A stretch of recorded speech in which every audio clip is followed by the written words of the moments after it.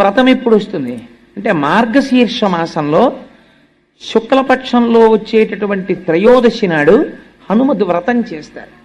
హనుమద్ వ్రతం ఎందుకు చేస్తారు? సత్యనారాయణ స్వామి వారి వ్రతం చేసినట్టు హనుమద్ వ్రతమునకు కూడా కల్పం ఏదైనా ఉందా? కల్పము అంటారు. బాగా జ్ఞాపకం పెట్టుకోండి మీరు ఆ మాట. మీరు ఎప్పుడైనా ఒక కల్పము ఉన్నదనుకోండి, కల్పము ఉంటే అది వైదికము అని గుర్తు. మీకు ఎక్కడో ఆ పద్ధతిని ఋషులు నిర్దేశించారు.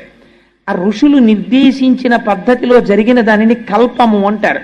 సత్యనారాయణ స్వామి వారి వ్రతం చేస్తున్నారు అనుకోండి, కల్పోక్త ప్రకారేణ అంటారు. అంటే కల్పము ఎలా చెప్పిందో అలా చెయ్యాలి.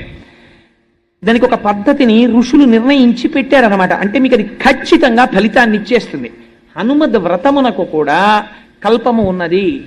ఆ కల్పము ప్రకారము చెయ్యాలి. అయితే హనుమద్ వ్రతము ఎక్కడ చెయ్యాలి అన్నారు. అసలు యథార్థమునకు హనుమద్ వ్రతం ఎక్కడ చెయ్యాలో తెలుసా అండి? పంపానది తీరమునందు కూర్చుని మాత్రమే హనుమద్ వ్రతమును చెయ్యాలి.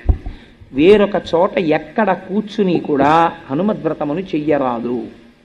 మరి ఏమండి, ఆ రోజున హనుమద్ వ్రతానికి మార్గశీర్ష మాసంలో శుద్ధ త్రయోదశి నాడు మేమందరం పంపానది తీరానికి వెళ్ళిపోయి చెయ్యమా వ్రతం అంటే శాస్త్రము దానికి ఒక మినహాయింపు ఇచ్చింది. ఎలా చేస్తావు హనుమద్ వ్రతము అంటే, నువ్వు పంపానదీ తీరమునకు వెళ్ళలేకపోతే ఒక కలశని పెట్టి ఆ కలశలో నీరు పోసి ఆ కల్పమునకు దారములు కడతారు. అది శాస్త్రము తెలుసున్నటువంటి వారు, ఆ ప్రక్రియని నిర్వహించగలిగినటువంటి వారు కడతారు. కట్టి దాని మీద ఆ కలశ మీద ఆ కొబ్బరి బొండాన్ని పెట్టి ఆకులు వేసి అందులోకి పంపాజలముల యొక్క ఆవాహన మంత్రం చెప్తారు.